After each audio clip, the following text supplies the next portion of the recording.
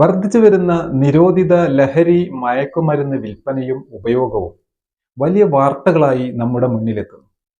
യുവാക്കളെയും വരും തലമുറയെയും ലഹരിയിൽ നിന്ന് രക്ഷിക്കുക എന്ന ദൗത്യമാണ് നാം ഓരോരുത്തരും ഏറ്റെടുക്കേണ്ടത്.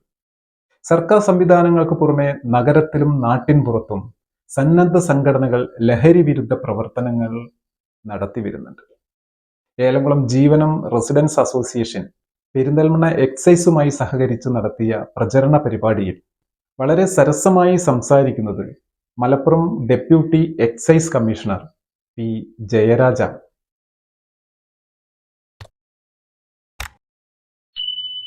മയക്ക് മരുന്ന്, ഇംഗ്ലീഷിൽ ഡ്രഗ് എന്ന് പറയും. അതിന്റെ വിശകലനം എന്തെന്ന് ചോദിച്ചിരുന്നാൽ, മനുഷ്യന്റെ ശരീരത്തിനുള്ളിലേക്ക് ഈ വസ്തുവിനെ എടുത്താൽ, ഏതാണ് മയക്ക് മരുന്ന് എന്ന് പറയുന്ന വസ്തുവിനെ നമ്മുടെ ശരീരത്തിന്റെ ഉള്ളിലേക്ക് എടുത്താൽ, ശരീരത്തിന്റെ ഉള്ളിലേക്ക് എങ്ങനെ എടുക്കുന്നൊന്നും എന്നോട് ചോദിക്കരുത്, അത് ഞാൻ പറഞ്ഞു തരൂല്ല. കാരണം ഇവിടെ പലരും ഇരിപ്പുണ്ട്. അപ്പൊ ശരീരത്തിന്റെ ഉള്ളിലേക്ക് എടുത്താൽ എന്ത് ചെയ്യും? ശാരീരികമായോ മാനസികമായോ അല്ലെങ്കിൽ ശാരീരികവും മാനസികവുമായിട്ടുള്ള മാറ്റം വരുത്തുന്നതിനെയാണ്, അത്തരം വസ്തുവിനെയാണ് മയക്കുമരുന്ന് എന്ന് പറയുന്നത്. എ ഡ്രഗ് ഈസ്, ഇംഗ്ലീഷിൽ നിങ്ങൾ ഗൂഗിളിനകത്ത് അടിച്ചു കൊടുക്കുക, what is the definition of drug എന്ന് കൊടുത്തിരുന്നാൽ, a drug is any substance other than food and water which when taken into the body alters the functioning of the body either physically or mentally or physically and mentally. അപ്പൊ മയക്കുമരുന്ന് എടുത്തു കഴിഞ്ഞിരുന്നാൽ ചിലപ്പോ ശാരീരികം മാത്രമായിട്ടും പരിവർത്തനം. എന്താ, നല്ല ആരോഗ്യവാൻ ഇത് കഴിച്ചു കഴിഞ്ഞിരുന്നാൽ ശരീരത്തിന്റെ ഒരു വശം തളർന്നു പോകും, പക്ഷാഘാതം. എന്നാ ചലിക്കൂല, ഈ സൈഡ് ഇങ്ങനെ കിടക്കും, ചലിക്കൂല. ചിലപ്പോ ഈ സൈഡും പോവും, ബോധവും തോന്നും. എങ്ങനെ ഇരിക്കും? ഇതൊക്കെ അറിയാവുന്ന നമ്മുടെ വേട്ടാവളിയന്മാരാണ് ഇതൊക്കെ അടിച്ചോണ്ട് നടക്കുന്നത്. ഒന്ന് ആലോചിച്ചോക്കെ. ഇതൊക്കെ അറിയാൻ വേണ്ടൊന്നുമില്ല, ഈ പിള്ളേർക്ക് ഇതൊന്നും അറിയാൻ വേണ്ടൊന്നുമില്ല. So that is a drug. ആ മയക്കുമരുന്നാണ് അല്ലേ? അപ്പൊ ഇതിനെക്കുറിച്ച് നമ്മൾ കൂടുതലായിട്ട് ഇത് ഏത് രീതിയിലാണ് വർക്ക് ചെയ്യുന്നത് നമ്മൾ പറയേണ്ട കാര്യമില്ല. ഞാൻ പറഞ്ഞല്ലോ, ഇപ്പം വേറൊരു വാപ്പ വളാഞ്ചേരിന്ന് വിളിച്ചിട്ട് ചോദിക്കുക, കാരണം ഇത് മാറുമോ? ഞാൻ പറഞ്ഞു, റിലാക്സ് എന്ന് പറയുന്ന ഒരു പ്രക്രിയ, റിലാക്സ് എന്ന് പറഞ്ഞ പ്രക്രിയ മയക്കുമരുന്നിനെ സംബന്ധിച്ചുണ്ട്. 6 മാസം വരെ കുഴപ്പമില്ല, ചികിത്സയ്ക്ക് വിധേയമായി 6 മാസം വരെ കുഴപ്പമില്ല. 6 മാസം കഴിഞ്ഞാൽ സ്വിച്ച് ഇട്ടതുപോലെ അവൻ വീണ്ടും പഴയ അവസ്ഥയിലേക്ക് പോകും. അപ്പോ നിരന്തരമായ ചികിത്സ 3 വർഷം തുടർന്ന് 3 വർഷം കഴിഞ്ഞു കിട്ടുകയാണെങ്കിൽ ഈ വ്യക്തിയെ നമുക്ക് മാറ്റി എടുക്കാം. 3 വർഷമാണ് ഇതിന്റെ പരിധി. അപ്പൊ ഈ മയക്കുമരുന്ന് കഴിച്ച് മയക്കുമരുന്നിന് അടിമയായ ഒരു വ്യക്തിയെ നമ്മൾ ചികിത്സയ്ക്ക് വിധേയമാക്കിയാൽ 3 വർഷം വരെ അതിന്റെ ശുശ്രൂഷയൊക്കെ തുടർന്ന് 3 വർഷത്തിനിടയിൽ ഇയാൾ വീണ്ടും ഇതിലേക്ക് പോകുന്നില്ല എങ്കിൽ ആ വ്യക്തിയുടെ ശരീരത്തിൽ നിന്നും സമ്പൂർണമായിട്ട് ഈ മയക്കുമരുന്നിന്റെ അംശം വിട്ടുപോയിട്ടുണ്ട്. ബ്ലഡിൽ പിന്നെ ആ മയക്കുമരുന്നിന്റെ നാർക്കോട്ടിക് സബ്സ്റ്റൻസിന്റെ അംശം ആ ശരീരത്തിലില്ല എന്നുള്ളതാണ് അതിന്റെ തെളിവ്. 3 വർഷം കഴിഞ്ഞിട്ടും ആള് ഡീസന്റ് ആയിട്ട് നിൽക്കെങ്കിൽ പിന്നെ ഭയക്കണ്ട. പക്ഷെ ആ ശരീരത്തിനകത്ത് ഇത് ഉള്ളിടത്തോളം കാലം ഓരോ സമയമാകുമ്പോ ഒരു തകട്ടല്, വീണ്ടും അങ്ങോട്ടേക്ക് ഒരു ഇഷ്ടം ഉണ്ടായിപ്പോ. അതാണ് ഇതിന്റെ അഡിക്ഷൻ വന്നു കഴിഞ്ഞാലുള്ള പ്രശ്നമാണ്. ഈ ഗ്രാമസഭ നിങ്ങൾക്ക് തന്നിരിക്കുന്നത് ഇത്തരം കാര്യങ്ങൾ ചർച്ച ചെയ്യാനാണ്. ഗ്രാമസഭയിൽ അങ്ങോട്ടൊന്ന് എഴുന്നേറ്റ് നിന്നിട്ട് പറയണം, ഇവിടെ റേഷൻ ഇല്ല, ഇവിടെ അതില്ല, ഇതൊന്നും അല്ല ഇവിടുത്തെ ഏറ്റവും വലിയ പ്രശ്നം. ഇവിടുത്തെ ഏറ്റവും വലിയ പ്രശ്നം മദ്യവും മയക്കുമരുന്നും ആണ്. പ്രസിഡന്റും വാർഡ് മെമ്പറും ഇന്ന് ഈ കസേരയിൽ നിന്ന് എഴുന്നേക്കണമെങ്കിൽ ആദ്യം ഇതിനെതിരെ എന്ത് തീരുമാനം എടുക്കാൻ പറ്റും എന്നുള്ളത് ഇവിടെ പറഞ്ഞിട്ട് പോയാൽ മതി. പറയണം, എന്നിട്ട് ഇരുത്തിക്കൊണ്ട് തന്നെ ഞാൻ പറയുക, ഞങ്ങളുടെ വാർഡിൽ കച്ചവടം ചെയ്യുന്ന ഓരോറ്റ കുടുംബത്തിനും പഞ്ചായത്തിന്റെ ഏതെങ്കിലും വിഹിതം കൊടുത്ത ഇനി മെമ്പർ വിവരം അറിയും. പറയത്തെന്താ, അന്ന് തീരുമല്ലോ പ്രശ്നം. അന്ന് തീരുമാനം ഉണ്ടാവത്തില്ലേ? അതിന് തീരുമാനം ഉണ്ടാവില്ലേ? ഉണ്ടാവോ? ഒരു ഗുണം കൊടുക്കണ്ട, ഒരു കോഴിയും കൊടുക്കണ്ട, ആടും കൊടുക്കണ്ട, ഒന്നും കൊടുക്കണ്ട, അവർ നേരെ ആവട്ടെ എന്ന് പറയണം. എന്ന് നമ്മള് മുമ്പോട്ടിറങ്ങാതെ ഇതിന് പരിഹാരം ഉണ്ടാവില്ല. കാരണമുണ്ട്. ഞാൻ എന്തുകൊണ്ടാ പറയുന്നെന്ന് നിങ്ങൾ മനസ്സിലാക്കണം. ഇത് രാഷ്ട്രീയമാണ്. കേരളത്തിലെ രാഷ്ട്രീയമല്ലേ, ഇതിന് വേറൊരു രാഷ്ട്രീയമുണ്ട്, അന്താരാഷ്ട്ര തലത്തിലെ രാഷ്ട്രീയമുണ്ട്. അതാണ് നിങ്ങൾ മനസ്സിലാക്കേണ്ടത്. നമ്മുടെ കുഞ്ഞുങ്ങളെ, നമ്മുടെ ഇപ്പോഴത്തെ ആൺപിള്ളേരും പെൺപിള്ളേരും വീട്ടില് പറഞ്ഞാൽ കേൾക്കുന്നുണ്ടോ? പറഞ്ഞ അങ്ങോട്ടും ഇങ്ങോട്ടും നോക്കുക അല്ലേ? പിള്ളേര് പറയുന്ന ഒരു കാര്യമുണ്ട്, അത് ശ്രദ്ധിക്കണം. അത് എന്താണെന്ന് നിങ്ങൾ പഠിക്കണം. ഭയങ്കരമായിട്ട് പഠിക്കേണ്ട ഒരു കാര്യം അത്. ഇവിടുത്തെ വിഷയം അത് മാത്രമേ ഉള്ളൂ. അതുകൊണ്ടാണ് ഇത് ഇത്ര ഇങ്ങനെയൊക്കെ സംഭവിക്കുന്നത്. പിള്ളേര് പറയുന്ന ഡയലോഗ് ഉണ്ട്, അത് ഇപ്പോഴത്തെ കുറച്ച് പെൺപിള്ളേരാണ് ഏറ്റവും വലിയ പ്രശ്നം. എന്റെ ഇഷ്ടം, എന്റെ സ്വാതന്ത്ര്യം, എന്റെ സന്തോഷം അല്ലേ? അതിന്റെ കൂടെ നിൽക്കാൻ കുറെ ആൺപിള്ളേരും ഉണ്ട്. മൈ ലൈഫ് മൈ റൂൾസ്, എന്റെ ജീവിതം ഞാനാ തീരുമാനിക്കുന്നത് എന്താ വേണമെന്ന്. എന്താ അറിയാമെന്നാ ഈ പറയുന്ന ഈ താരങ്ങൾക്ക് ജീവിതത്തെ കുറിച്ച് എന്താ അറിയാമെന്നാ? ഇത് പറഞ്ഞിട്ട് 10ന്റെ അന്ന് കിടന്ന് നിലവിളിയ, എന്നെ രക്ഷിക്കൂ, എന്നെ രക്ഷിക്കൂ എന്ന് കിടന്ന് നിലവിളിക്കും. അപ്പൊ ഈ വയസ്സ് ചെന്ന് അച്ഛനും അമ്മയും ചെന്ന് പൊക്കി എടുക്കണം, മക്കളെ വാടാ, ഇത് നീ അന്ന് നിന്റെ അടുത്ത് ഞാൻ പറഞ്ഞില്ലേ, ഇമാതിരി പണിയൊന്നും നീ കാണിക്കരുത്, പറഞ്ഞ കേൾക്കരുതടാ. ഇവിടെ ഞാൻ പറയുന്നത് കേരളം വർഷങ്ങൾക്ക് മുൻപ് ചർച്ച ചെയ്ത ഒരു വസ്തുതയുണ്ട്. ആഗോളവൽക്കരണം, ഉദാരവൽക്കരണം. കേട്ടിട്ടുണ്ടോ? പഠിക്കണം. ഇത് നിങ്ങൾ ഓരോ പ്രദേശത്ത് ഇത് പഠിക്കണം. ഇവിടെ എല്ലാം എന്താണ്? കച്ചവടമാണ്. എല്ലാം കച്ചവടമാണ്. ഈ എന്റെ ഇഷ്ടം, എന്റെ സ്വാതന്ത്ര്യം, എന്റെ സന്തോഷം എന്തും വല്ല പിടികിട്ടിയിട്ടുണ്ടോ? ഇല്ല. ഇത് പഴയ ബ്രിട്ടീഷുകാർ ഇവിടെ നടപ്പിലാക്കിയ സാധനം. ഏതാ? ഭിന്നിപ്പിച്ച് ഭരിക്കുക, ഡിവൈഡ് ആൻഡ് റൂൾ. ഇവിടെ എന്ത് ഡിവൈഡ് ചെയ്യാനാണ് നോക്കുന്നത്? വീട്ടിനകത്ത്. കേരളം എന്ന് പറയുന്നത് ഇത്ര കണ്ട് മനോഹരമായ നാട് എന്ന് അറിയപ്പെടുന്നത് എന്തുകൊണ്ടാണെന്നറിയോ? നമുക്ക് നല്ല കുടുംബ സമ്പ്രദായമുണ്ട്. കുടുംബം, അച്ഛൻ, അമ്മ, മക്കള്, അപ്പൂപ്പൻ, അമ്മൂമ്മ, അമ്മാവന്മാര്, നമ്മളെല്ലാം പഴയ ആ കുടുംബത്തിന്റെ ആ സ്നേഹം, പരസ്പര സഹായം, പരസ്പര സഹകരണം, ഒരു പ്രശ്നമുണ്ടായാൽ ഓടിയെത്തുന്ന ബന്ധുജനങ്ങൾ, അയൽപക്കക്കാർ, എല്ലാവരും കൂടി നമ്മൾ എന്താ സ്നേഹത്തോടു കൂടി കഴിയുന്നത്. അത് ഇതുവരെയും പൊളിച്ചെടുക്കാൻ പറ്റിയിട്ടില്ല ഇവർക്ക്. കേരളത്തിലെ ആ കുടുംബ ബന്ധവും കൂട്ടുകുടുംബവും സാമൂഹികമായിട്ടുള്ള ഈ ഇരയെടുക്കവുമാണ് നമ്മളെ കേരളത്തെ നശിപ്പിക്കാൻ കഴിയാത്തത്. അത് നശിപ്പിക്കാൻ വേണ്ടിയുള്ള കോർപ്പറേറ്റ് ശക്തികളുടെ കുതന്ത്രമാണ് ഈ മുദ്രാവാക്യം നമ്മുടെ കുട്ടികൾക്ക് കൊടുത്തിരിക്കുന്നത്. എന്റെ ഇഷ്ടം, എന്റെ സ്വാതന്ത്ര്യം, എന്റെ സന്തോഷം. വീട്ടിൽ 4 ഇപ്പൊ അണു കുടുംബം അല്ലേ? അണുവും പോയില്ലയോ? കുടുംബം ഇല്ലല്ലോ. അച്ഛൻ, അമ്മ, 2 മക്കള്. എന്റെ ഇഷ്ടം, എന്റെ സ്വാതന്ത്ര്യം, സന്തോഷം. അച്ഛൻ അച്ഛന്റെ വഴി ബഹുത്തച്ഛ, അമ്മ അമ്മയുടെ വഴി ബഹുത്തച്ഛ. അപ്പൊ മക്കള് ബഹുത്തച്ഛ, അവരവരുടെ വഴി. നോ കുടുംബം. അതല്ലേ ഇപ്പം പിള്ളേരുടെ ഇടയ്ക്ക് കുത്തി നിറച്ചുകൊണ്ടിരിക്കുന്ന വിഷം, ഈ സംസ്കാരം, തോന്നിവാസം. ഈ മനുഷ്യന് എന്ത് അനാവശ്യം പറയുന്നത്? തോന്നിവാസം കേട്ടിട്ടുണ്ടോ? വാസം എന്ന് പറയുന്നത് താമസം. അപ്പൊ തോന്നിവാസം എന്ന് പറഞ്ഞത് തോന്നമ്പം തോന്നിയവരുടെ കൂടെ, തോന്നിയെടുത്ത് തോന്നിയതുപോലെ താമസം, തോന്നിവാസം. അതിനെയാണ് മനോഹരമായ ഇംഗ്ലീഷ് വാക്ക് ലിവിങ് ടുഗദർ. ഞാൻ ഈ തമാശ രൂപത്തിൽ അവതരിപ്പിക്കുന്നത് ഇതാണ് പുതിയ പുത്തൻ നയം.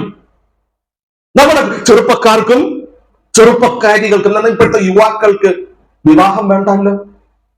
തീർന്നില്ലേ ആ സമ്പ്രദായം? No marriage, living together. അതാ നേരത്തെ പറഞ്ഞത്, 10 ദിവസം കഴിയുമ്പോൾ നിലവിളിക്കും, എന്നെ രക്ഷിക്കൂ.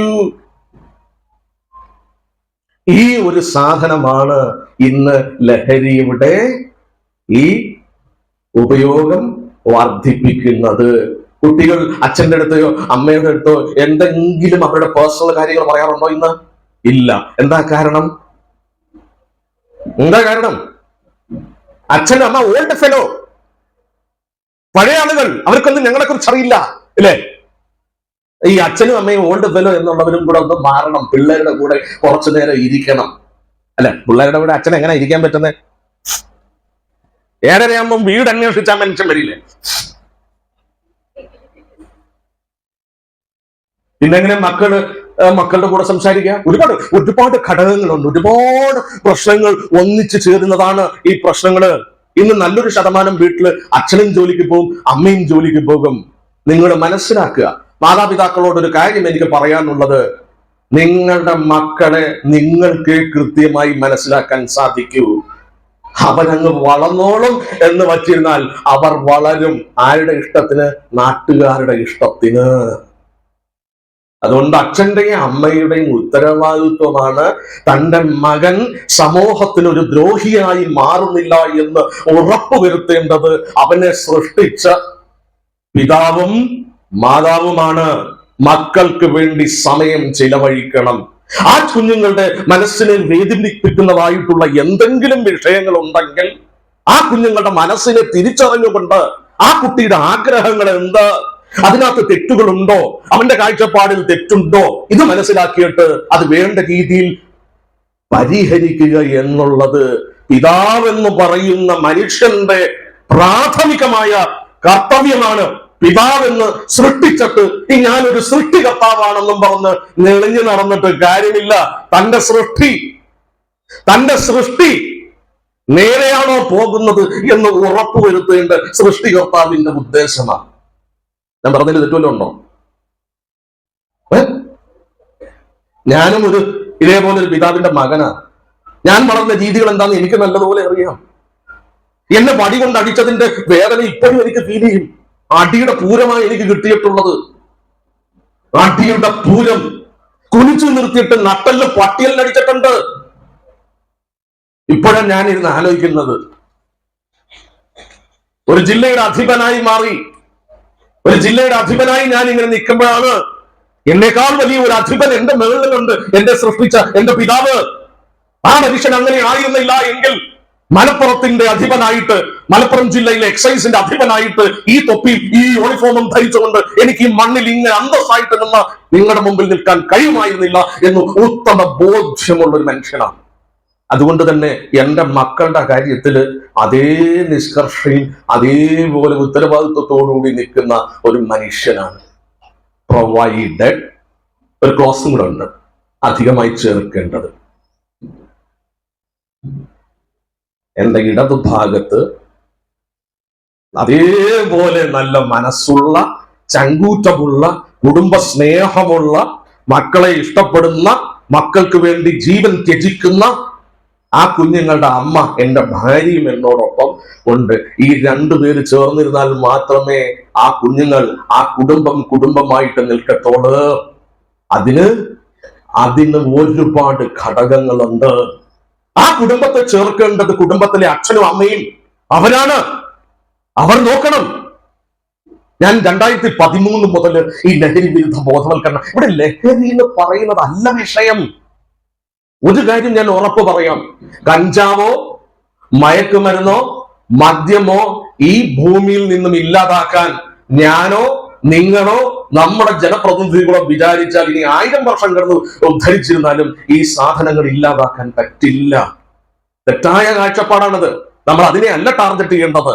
ലഹരി വസ്തുക്കൾ ഇവിടെ ഇല്ലാതിരിക്കട്ടെ എന്നല്ല, അങ്ങനെ നമ്മൾ ചെയ്തിട്ട് കാര്യവുമില്ല. മറിച്ച് അതിലേക്ക് ജനം പോകരുത്.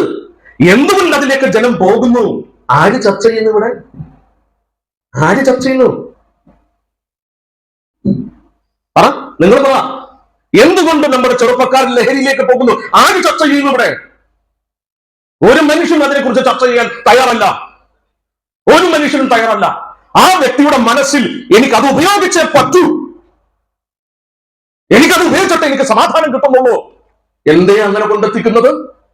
ആരാണ് അതിന് ഉത്തരവാദി? അതതിന് ചർച്ച ചെയ്യാം നമുക്ക്.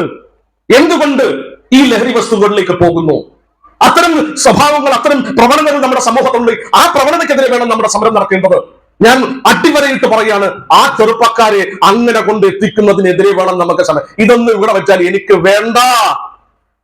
നിങ്ങൾ ഇനി എന്ത് പ്രലോഭിപ്പിച്ചിരുന്നാലും, നിങ്ങൾ ഇനി ഏത് രീതിയിൽ എന്നെ സ്വാധീനിക്കാൻ ശ്രമിച്ചിരുന്നാലും ഞാൻ അതിന് വഴിപ്പെട്ടില്ല എന്ന് നട്ടല് നിവർത്തി നിന്ന് തലയുയർത്തി അഭിമാനത്തോടെ മുഖത്തേക്ക് നോക്കി പറയാനുള്ള ആർജവ മനുഷ്യരുണ്ടാവണം. അതാണ് വേണ്ടത്. ഇവിടെ നമ്മള് മറ്റു പലരുടെയും വശീകരണത്തിന് വിധേയരല്ലേ? അല്ലേ?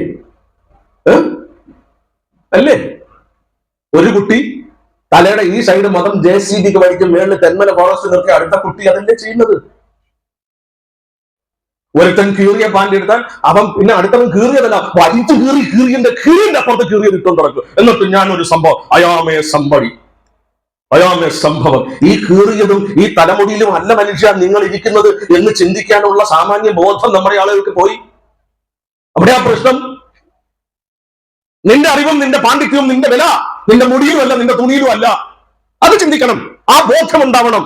ഒരു വ്യക്തി എന്ന് പറയുന്നത് സ്വതന്ത്രമായി അവന്റെ തലച്ചോറിൽ നിന്നും ഉത്ഭവിക്കുന്ന ചിന്താഗതികൾ. അവന്റെ വേഷത്തിൽ നമ്മുടെ പ്രശ്നമൊന്നുമില്ല. അവന്റെ ആശയങ്ങളെ ഖണ്ഡിക്കാൻ പറ്റുമെങ്കിൽ ഖണ്ഡിക്ക്. അതാണ് ഒരു വ്യക്തി. അവന്റെ ആശയങ്ങൾ അതിന് തത്തുല്യമായിട്ട് എതിർക്കാനുള്ള കാമ്പ് മനുഷ്യൻ ഉണ്ടാവണം. അത് തുണിയിലല്ല ഇരിക്കുന്നത്. മാന്തയ്ക്ക് 8 കിലോ പെയിന്റ് വാരി അടിച്ച് ലിപ്സ്റ്റിക് ഒഴിച്ച് ഇതിനെ കൂടെ ഏതെല്ലാം കമന്റും ഒക്കെ നടന്നിട്ട് ഒരു കാര്യമില്ല. ഞാനൊരു വലിയ മണിമാളിക ഉണ്ടാക്കി, ഭയങ്കരമായ കെട്ടിടം, ഒരു 4000 സ്ക്വയർ ഫീറ്റ് നിറച്ച വീട്. ആ പറമ്പ് മൊത്തം ലൈറ്റ് ഒക്കെ ഇട്ടിട്ട് മുമ്പിൽ വന്ന് ഞാൻ ഇങ്ങനെ ഇരിക്കുക, വലിയ വീട്ടിന്റെ ഉടമ. പക്ഷെ വാ തുറന്ന പച്ച തെറിയും തോന്നിവാസം ഞാൻ കാണിക്കണം. ആ വലിയ മണിമേട ഉണ്ടാക്കിയിട്ട് വല്ല കഥയുണ്ടോ? വല്ലതും പറഞ്ഞ മനസ്സിലായോ? വല്ലതും പറഞ്ഞത് പിടി കിട്ടിയോ? ഇല്ല. ഞാൻ ഇങ്ങനെ പറഞ്ഞതേ ഉള്ളു. അപ്പൊ ഇത് കണ്ട് വളരുന്നത് ആരാ? മക്കള്. അച്ഛൻ 10 അടി ചാടിയാൽ മക്കള് 20 അടി ചാടും.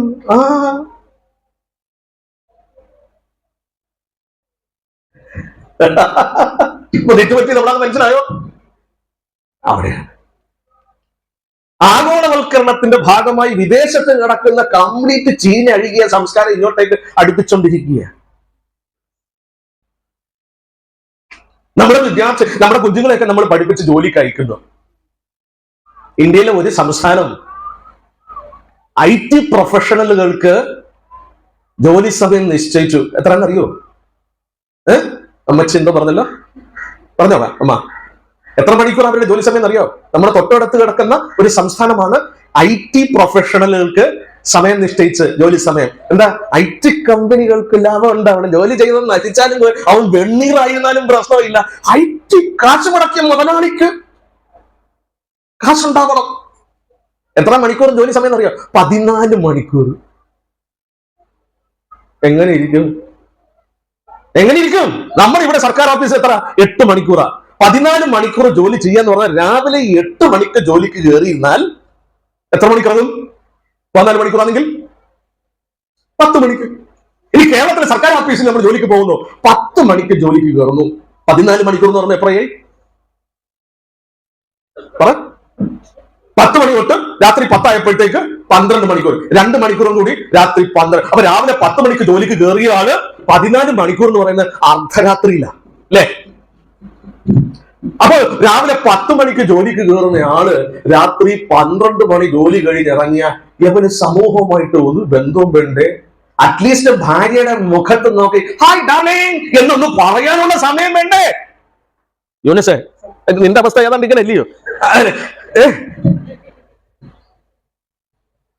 ഞങ്ങളുടെ ചില ജീവനക്കാരുടെ അവസ്ഥ ഞാൻ പറയാം. ഭാര്യയൊക്കെ കാണണമെന്ന് വെച്ചാൽ വലിയ പാടാ. പിന്നെ ഫോണൊക്കെ ഉള്ളു. ഞാൻ കൊല്ലത്തെ എന്റെ സ്ഥലമേ 2 ആഴ്ച കൂടുമ്പോഴാണ് പോകുന്നത്. നേരത്തെ കാസർഗോഡ് ആകുമ്പോ 10-48 ദിവസം ഉള്ളപ്പോഴാണ് ഒന്ന് പോകുന്നത്. ഉച്ചക്ക് എന്നെ വിളിക്കും, ഫോണ് കഴിച്ചോ, 1:30 ആവുമ്പോ കൃത്യം വിളിക്കും. ആ സ്നേഹമായി. എന്നിട്ട് വൈകുന്നേരം ഈ 6 ആവുന്നതിന്റെ ഇടയ്ക്ക് വീണ്ടും 1-2 വിളി വരും. 7:30 വിളി വരും, രാത്രി 9:00 വിളി വരും. വിളിക്കുന്നില്ല. ഞാൻ പറഞ്ഞു നീ ഇവിടെ വന്നിരിക്കാം, അവിടെ വന്നിരിക്കാം. ആ വിളിയുടെ ഒരു സുഖമേ. അവർക്ക് വിളിച്ച് ഞാൻ എനിക്കിങ്ങനെ ദേഷ്യമൊക്കെ പറയും. പക്ഷെ അവർക്ക് ആ വിളിച്ചിട്ട് എന്റെ ശബ്ദം കേട്ടില്ലെങ്കിൽ ഒരു പ്രയാസം, അല്ലേ? രാത്രി 11:30 ആകുമ്പോ ഒരു വിളി, ഉറങ്ങിയ ഞങ്ങളില്ല. എന്ത് എന്നാ ശരി, ഞാൻ ഉറങ്ങാൻ പോയി. ഞാൻ ഈ ഫയലൊക്കെ എടുത്ത എനിക്ക് വാർത്തയും കേൾക്കണ്ടായോ? ഉറങ്ങി. രാവിലെ 7:15 ആ കൃത്യസമയം എന്റെ മൊബൈൽ കഴിച്ചിരിക്കും. 7:15 ചായ കുടിച്ച. ഞാനിത് പറയുന്നത് ആ കുടുംബത്തിന്റെ ഒരു സുഖമേ. അതുകൊണ്ട് എന്താ ഈ 10-48 ദിവസം കഴിഞ്ഞിട്ട് ഞാൻ വീട്ടിലേക്ക് പോകുമ്പോ 3 ചുരിദാർ,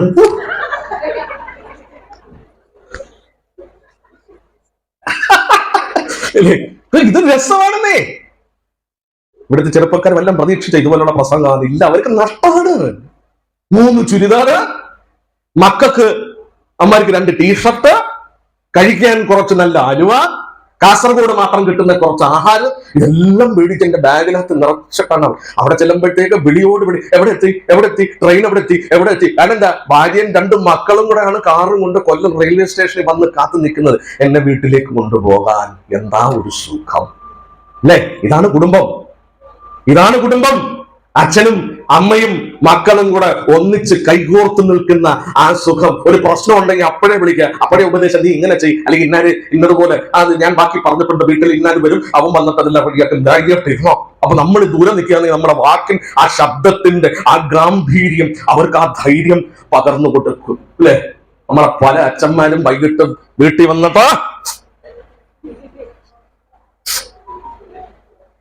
ഭാര്യ അടുത്തൊരു ചോദ്യമുണ്ട്. 8-8 നീ ചെറുക്കം പള്ളിക്കൂടത്തിൽ പോകുന്നുണ്ടാ? ആ ചോദ്യം കേട്ട് കഴിഞ്ഞാൽ അപ്പുറത്തിരിക്കുന്ന ചെറുക്കൻ പറഞ്ഞു, ഓ അടപ്പറ തുടങ്ങി വായിട്ട് വലിച്ചു കീറുന്നുണ്ട്, ചെറുക്കം പള്ളിക്കൂടത്തിൽ പോകുന്നുണ്ടാ? ഒന്നും മയത്തിൽ ആ ചെറുക്കന്റെ അടുത്തൊന്ന് സംസാരിക്ക്. നിങ്ങളുടെ പാവം സൃഷ്ടിയാണ്, നിങ്ങളുടെ മകനാണ്. അവന്റെ അടുത്ത് എന്നിട്ട് പതുക്കെ അവന്റെ മുഖത്തൂടെ ഒന്ന് തടവി, അവന്റെ തലയിലേക്ക് ഒന്ന് തടവി, ഒന്ന് കെട്ടിപ്പിടിച്ച് അവന്റെ മുഖത്തൊരു ഉമ്മയൊക്കെ കൊടുത്തു കഴിയുമ്പോ ചെറുക്കൻ ഒരു നാണോ. അപ്പൊ ഇങ്ങനെയൊക്കെയാ നോക്കത്തോളൂ. പക്ഷേ അവന്റെ ഹൃദയത്തിലുണ്ടാകുന്ന ആ ഫീൽ, ആ സുഖം, എന്റെ അപ്പൻ, എന്റെ വാപ്പിച്ചയാ,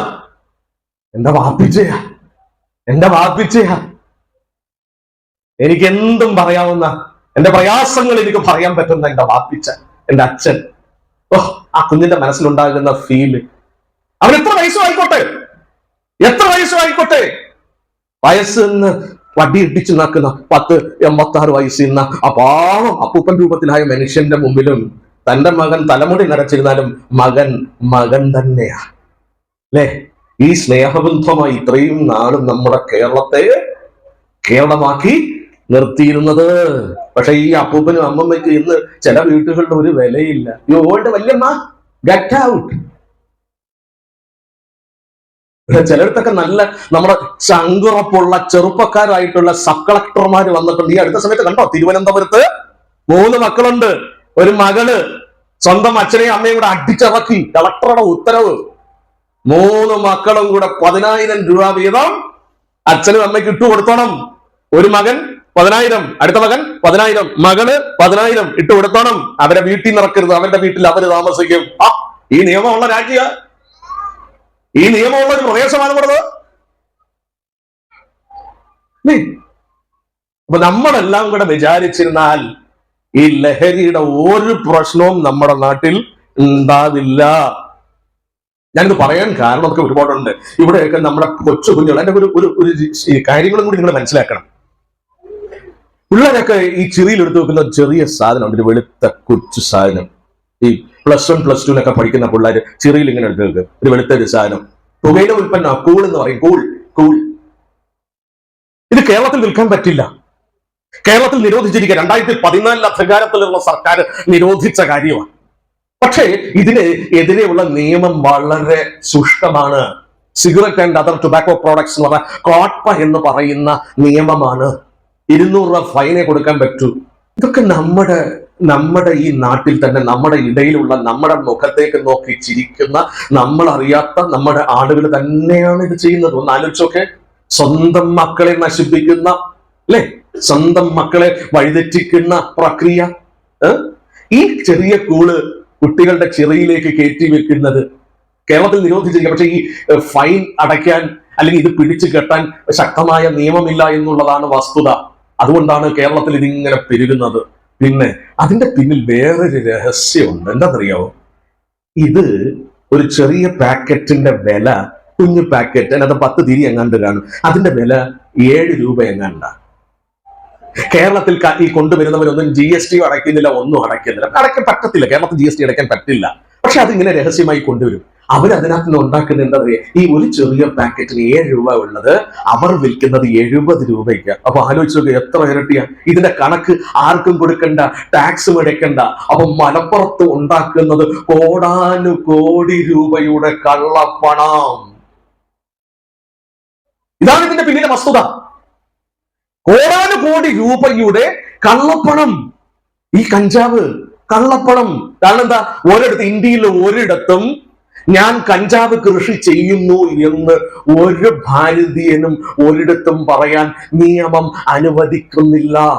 NDPS act, narcotic drugs and psychotropic substances ആക്ടിനകത്ത് അങ്ങനെ ഒന്നും പറയാൻ പറ്റില്ല. ആർക്കും കൈവശം വെക്കാൻ നിയമമില്ല. അപ്പൊ ഇതുണ്ടാക്കുന്നത് എന്താണ്? കോടാനുകോടി രൂപയുടെ കള്ളപ്പണം. എന്തായിരുന്നാലും പല ഏജൻസികളും പല സംസ്ഥാനങ്ങളിലും പോലീസും എക്സൈസും ഒക്കെ, എക്സൈസ് കേരളത്തിൽ മാത്രമേ ഉള്ളൂ കേട്ടോ ഇത്ര ശക്തമായിട്ടുള്ളൂ. കേരളത്തിൽ തമിഴ്നാട്ടിലൊന്നും എക്സൈസ് ശക്തമല്ല, മറ്റൊരു സംസ്ഥാനത്തും എക്സൈസ് വകുപ്പ് ശക്തമായിട്ടില്ല. കേരളത്തിൽ മാത്രമാണ് ഇത്രയും 10,000-ഓളം പേരുന്ന എക്സൈസ് സംഘമുള്ളത്. കേരളത്തിൽ മാത്രമാണ്. ഇന്ത്യക്ക് ഒരു മാതൃകയാണ് ഈ എക്സൈസ്, കേരളത്തിലെ എക്സൈസ്. ഞങ്ങൾ പിടിക്കുന്ന കേസുകൾ കണ്ടാൽ ഞെട്ടിപ്പോവും. പോലീസ് പോലും പിടിക്കാൻ പേടിപ്പെടുന്ന ക്രൂരനായിട്ടുള്ള ഉഗ്ര കുറ്റവാളികളെ ഞങ്ങൾ കണ്ട ഈ യുവനാസിനെ പോലെയൊക്കെ ഉള്ള പാവത്തങ്ങളാണ് ഓട്ടിച്ചിട്ട് പിടിച്ചോണ്ടിരിക്കുന്നത്. സ്വന്തം ജീവൻ പണയപ്പെടുത്തിയാണ് പിടിക്കുന്നത്. 2 ആഴ്ച മുമ്പ് നമ്മുടെ നിലമ്പൂര് ഒരു 4 എണ്ണത്തിനെ പിടിച്ചു. പാലക്കാട് കൊണ്ടിറക്കി, അവിടുന്ന് ജീപ്പിനകത്ത് കയറ്റി നിലമ്പൂര്. ഞങ്ങളുടെ ഉദ്യോഗസ്ഥർ വളരെ, ഈ ജീവനക്കാര്, സിവിൽ എക്സൈസ് ഓഫീസർ എന്നൊക്കെ പറഞ്ഞ ഏറ്റവും താഴെയുള്ള ജീവനക്കാർ, പക്ഷെ അവരുടെ കഴിവും ബുദ്ധിയും ഭയങ്കരമാണ്. മഞ്ചേരിയില് ഒരു വിവരം കിട്ടി ഞങ്ങളുടെ എക്സൈസിന്റെ ഇന്റലിജൻസ് വിഭാഗത്തിന്. അങ്ങനെ ഒരു കാറ് വഴിയിൽ തടഞ്ഞു നിർത്തി പിടിച്ചു. കാറ് വഴിയിൽ തടഞ്ഞു നിർത്തി പിടിച്ചപ്പോ ആ കാറിനകത്തിരിക്കുന്നു 20 കിലോ. പിടിയും വലിയും നടക്കുന്നതിന്റെ ഇടയ്ക്ക് അതിൽ ഒരു പ്രതി ഞങ്ങളുടെ ഒരു ജീവനക്കാരന്റെ കഴുത്തയിൽ ഒരു തോക്ക് പോലൊരു സാധനം പഠിച്ചിട്ട് ഈ കാഞ്ചി വലിക്കുന്നത് പോലൊരു വലിച്ചപ്പം ഇലക്ട്രിക് ഷോക്കാണ് അടിച്ചത്. കാരണം ഇങ്ങനെ പോലീസ് പിടിച്ചാൽ കയ്യിലേക്ക് ഇലക്ട്രിക് ഷോക്ക് അടിച്ച്, നല്ല ഹൈ പവർ ഇലക്ട്രിക് ഷോക്ക് അടിച്ചു കഴിഞ്ഞാൽ പിടിവിടും, ഇറങ്ങി ഓടാമെന്ന് വെച്ച് നടന്നില്ല. ഷോക്ക് അടിച്ചിട്ടും ഈ ജീവനക്കാരൻ പിടിവിടാതിരുന്നു. അവന്റെ ഇവിടെയാണ് ഈ സ്പൈനൽ കോഡിലേക്ക് ഷോക്ക് അടിച്ച് കേട്ട, ബ്രെയിനിൽ കയറ്റി അടിക്കാമെന്ന് വിചാരിച്ചിട്ട് ചെയ്ത ഞങ്ങളുടെ ജീവനക്കാരൊക്കെ ജീവൻ പണയം വെച്ചിട്ടാണ് ഇവനന്മാരെയൊക്കെ പിടിക്കുന്നത്. അവനെ പിടിച്ച് കൊണ്ടിട്ട് മര്യാദയ്ക്ക് വേണ്ട രീതിയിൽ കൈകാര്യം ചെയ്തപ്പം പറഞ്ഞു, ഇനിയും സാധനം ഇരിപ്പുണ്ട്. എവിടാ? അതാണ് ചെന്നപ്പോ മനസ്സിലായത്, മഞ്ചേരിയിലൊരു വലിയ ബിൽഡിംഗ് ഉടമ, കട ഉടമ 10 റൂം അങ്ങ് കൊടുത്തിരിക്കുക. മക്കളെ എടുത്തോ, 10 റൂമാ കൊടുത്തത്. 1ഉം 2 റൂമല്ല ആ കടക്കാരൻ കൊടുത്തത്, 10 റൂം. എന്തിന്റെ അടിസ്ഥാനത്തിലാണ് നിങ്ങൾ ഇവര് 10 റൂം കൊടുത്തത്? ഞാൻ പറഞ്ഞിട്ടുണ്ട്, കടയുടെ ഉടമയും കൂടെ കയറ്റി പ്രതിയാക്കാൻ പറഞ്ഞിട്ടുണ്ട്. ആ 10 റൂമുകളിൽ ഒരു റൂം തുറക്കാൻ അല്പം പ്രയാസം, അതിന്റെ താക്കോല് മാത്രം കിട്ടുന്നില്ല.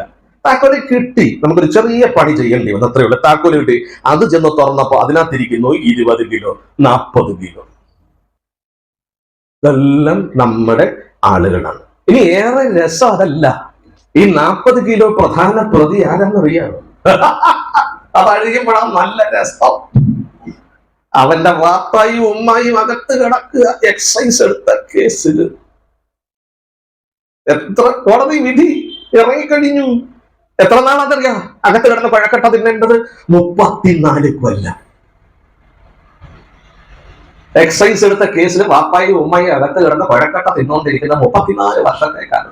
അവരുടെ ഇളയ മകനെയാണ് കയറ്റി ഞങ്ങൾ ഇപ്പൊ അങ്ങോട്ട് വിട്ടത്. അപ്പൊ വാപ്പായും ഉമ്മയും മകനും കൂടെ ആകുമല്ലോ. ഇനി ഒരുത്തനെ കൂടെ കയറ്റി വിടാനുണ്ട്, ആ വീട്ടിലെ മൂത്ത സന്താനത്തെ. അവനെ ഞങ്ങൾ പിടിക്കാനുള്ള വല ഞങ്ങൾ തയ്യാറാക്കിക്കൊണ്ട്, അവൻ ഇച്ചിരി ബുദ്ധി കൂടിയവനാണ്. എന്തായാലും അത് നമ്മുടെ നോട്ടപ്പുള്ളിയാണ്. അപ്പൊ ഇത് ചെറിയ ഒരു കാര്യമല്ല. നമ്മുടെ പിള്ളേർക്കൊക്കെ തമിഴ് സിനിമയെ ഇഷ്ടം ഇല്ലേ?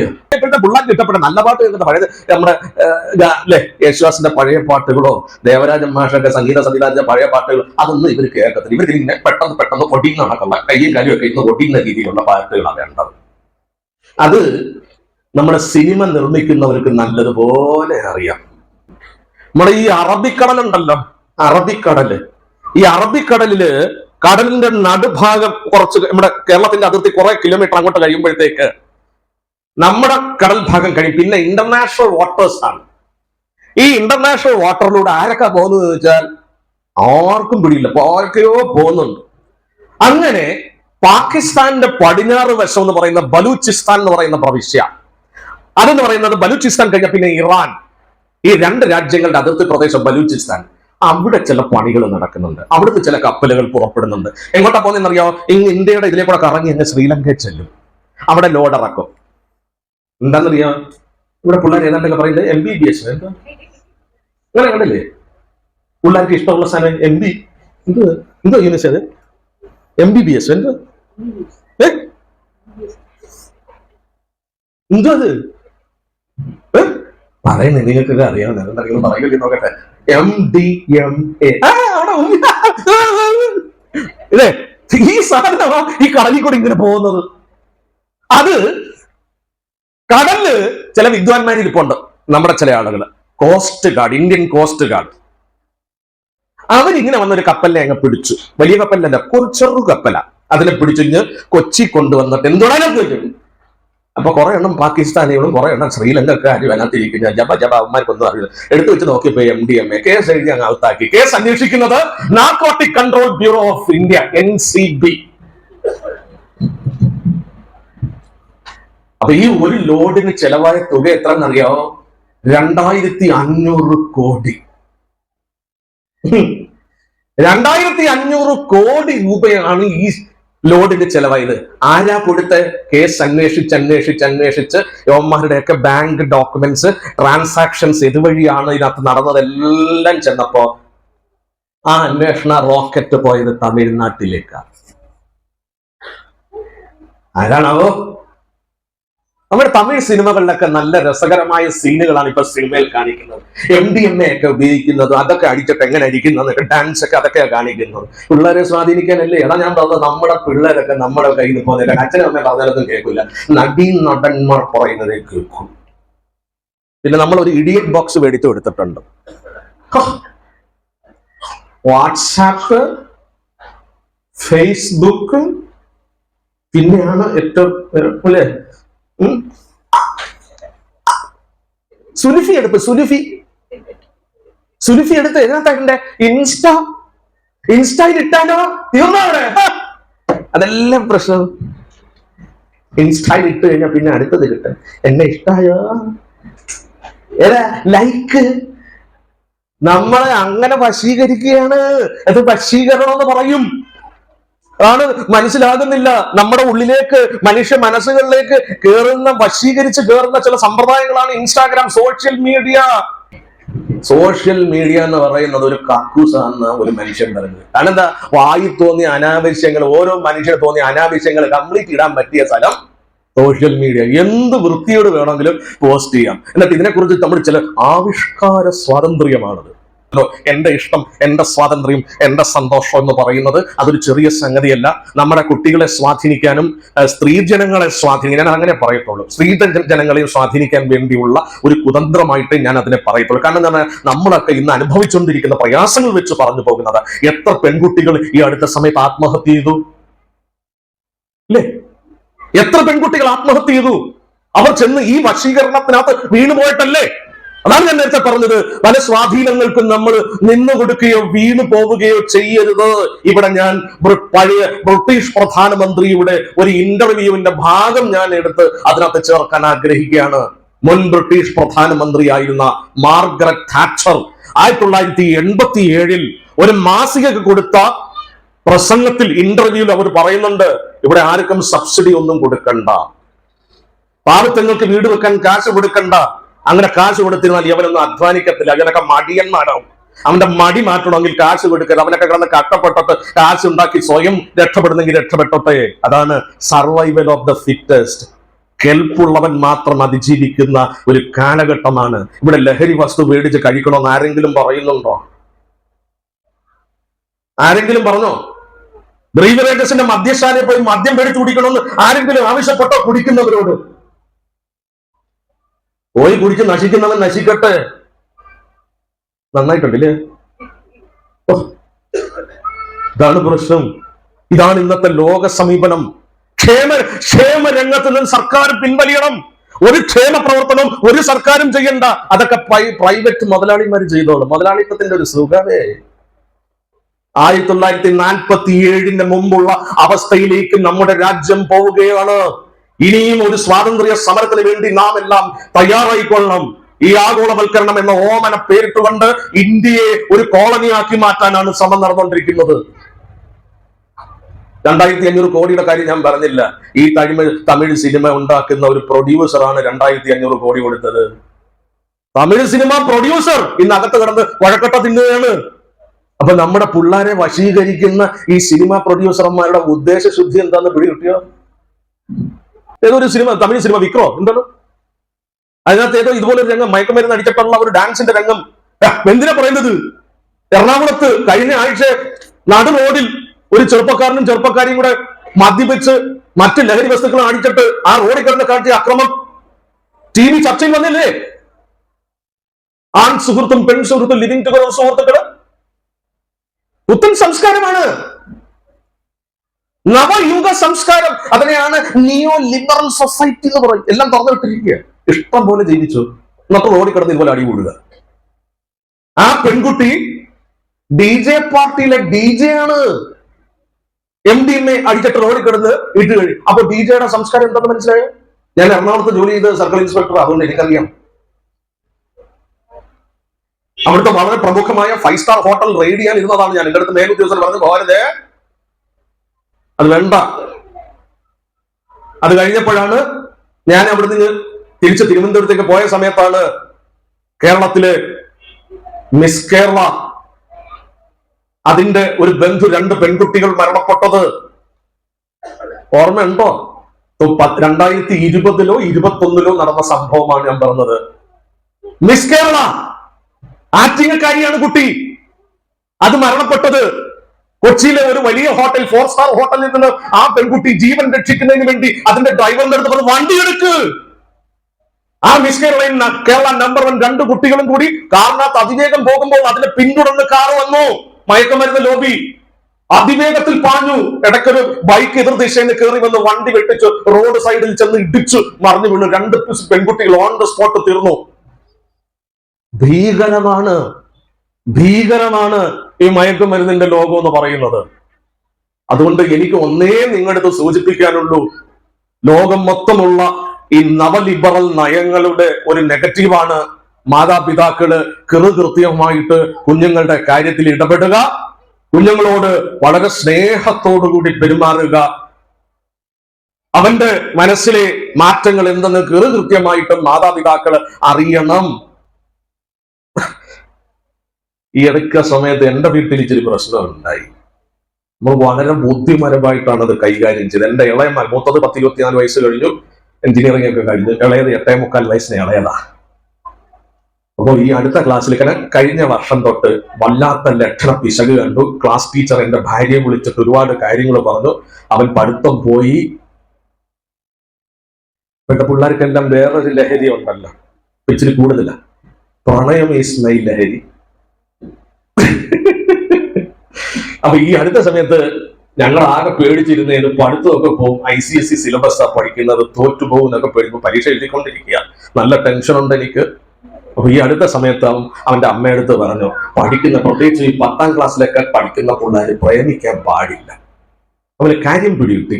എന്തായാലും അവൻ അതിനകത്ത് പിടിവിട്ടു. അപ്പൊ അവന്റെ പഠിത്തത്തിൽ കോൺസെൻട്രേറ്റ് ചെയ്തുകൊണ്ടിരിക്കുകയാണ്. അപ്പൊ കുട്ടികൾ ഈ പ്രായം, കൗമാര കാലഘട്ടം എന്ന് പറയുന്നത് വളരെ ഒരു കുട്ടിയെ സംബന്ധിച്ച് അവന്റെ സ്വത്വബോധം രൂപീകരിക്കുന്ന പ്രായം. ആ സ്വത്വബോധം അതെന്തെന്ന് പഠിക്കണം. ഐഡന്റിറ്റി, താൻ എന്താണ്, തന്റെ കഴിവുകൾ എന്താണ്, താൻ എങ്ങനെയായിട്ടാണ് ജീവിക്കേണ്ടത്, താൻ ആരായിട്ട് വളരണം, തന്റെ കഴിവുകൾ ഏത് രംഗത്താണ് ശോഭിക്കുക, തനിക്ക് ഏത് രംഗത്താണ് ഏറ്റവും മികച്ച ഒരു വ്യക്തിയായിട്ട് ശോഭിക്കാൻ കഴിയുന്നത്. അത് ഓരോ കുട്ടിക്കും ബോധ്യമുണ്ടാവണം. ഓരോ മാതാവിനും പിതാവിനും ആ ബോധ്യമുണ്ടാവണം. ഓരോ കുട്ടിയും, അതാര് തന്നെ ഏത് കുട്ടിയും ആണെങ്കിലും ഓർക്കുക, മനസ്സിലാക്കുക, അപാര കഴിവുള്ള കുട്ടികളാണ് ഓരോന്നും. നമ്മുടെ മുമ്പിൽ ഇരിക്കുന്ന ഈ ഓരോ കുഞ്ഞു എന്ന് ചിന്തിക്കുക, എന്തുവാന്ന് എവിടാന്ന് ഒരു മാമൻ എന്തൊക്കെ എന്ന് പറയുന്നേ. ഓ, ഇയാൾക്ക് തനിക്കന്നെ സൂയില്ല അല്ലേ? ആ കുഞ്ഞുങ്ങള് അപാര കഴിവുകളുള്ള കുട്ടികളാണ് നമ്മുടെ മുമ്പിൽ ഇരിക്കുന്നത്. നിങ്ങളൊക്കെ പറയും ഇത് ദൈവം തന്ന സ്വത്താണെന്നൊക്കെ നമ്മൾ പറഞ്ഞു. അതെ, നമ്മുടെ സ്വത്തുക്കളാണ്.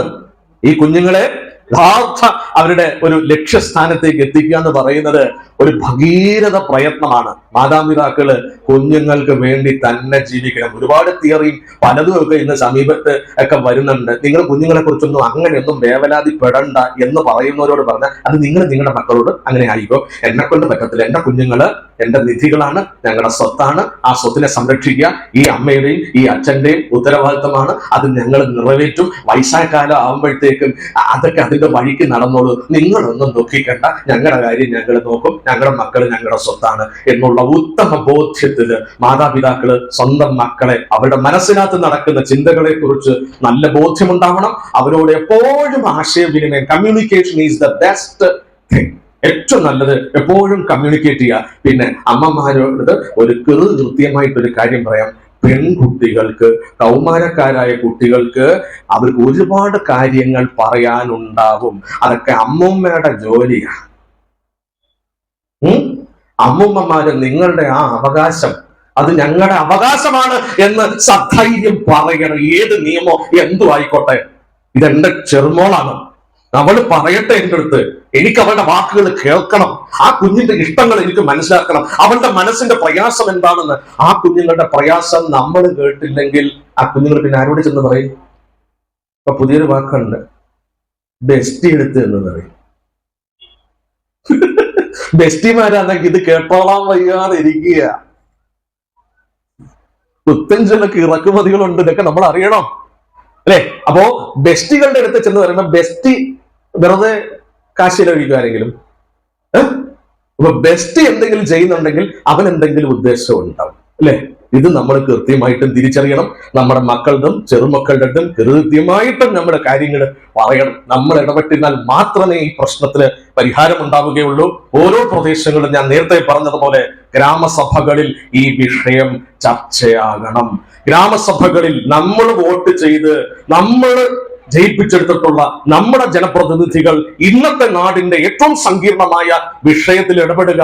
അങ്ങനെ ഇടപെടുമ്പോൾ കേരളത്തിലെ എല്ലാ ഗ്രാമസഭകളിലും ഇന്ന് ലഹരിയുടെ പ്രശ്നമാണ് എന്ന് ഉയർന്നു വരുമ്പോൾ അത് സംസ്ഥാന തലത്തിൽ വലിയ ചർച്ചയ്ക്ക് ഇടവരുകയും ഗവൺമെന്റുകൾ, ജനപ്രതിനിധികൾ കൃത്യമായിട്ട് ഇതിന് ഇടപെടാനുള്ള സമ്മർദ്ദം അവരുടെ മേൽ ഉണ്ടാവുകയും ചെയ്യും. അത്തരത്തിലുള്ള ഒരു സമ്മർദ്ദ ശക്തിയായി ഓരോ ഗ്രാമസഭയും മാറണം എന്ന് നിങ്ങളോട് അപേക്ഷിച്ചുകൊണ്ട് എന്റെ വാക്കുകൾ നിർത്തുന്നു.